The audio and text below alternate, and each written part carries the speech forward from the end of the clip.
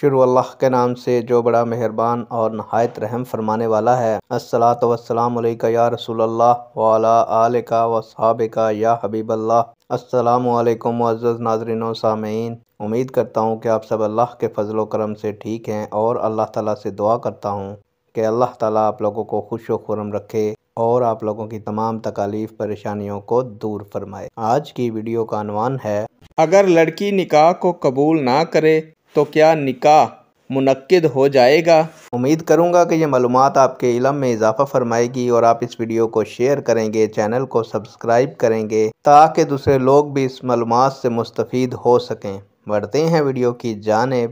معزز ناظرین و سامعین، دین اسلام میں زبردستی نہیں ہے۔ جبراً کیے گئے نکاح سے تو ویسے بھی مقصد نکاح فوت ہو جاتا ہے، کیونکہ میاں بیوی ایک دوسرے کے ساتھ پیار محبت کی بجائے نفرت کریں گے تو زندگی عذاب بن کر رہ جائے گی، اور جب جوڑا ایک دوسرے سے سکون نہیں پائے گا تو نکاح بے مقصد ہو جائے گا۔ پیارے دوستو، نکاح کی شرط میں سے ایک ایجاب و قبول ہے۔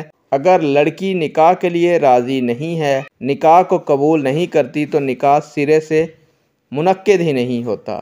نکاح کے انعقاد کے لیے لڑکی کی رضا اور اجازت ضروری ہے۔ نیک دعاؤں کے ساتھ آپ سے اجازت چاہوں گا۔ اللہ تعالیٰ آپ کا اور میرا حامی و ناصر ہو۔ اللہ حافظ۔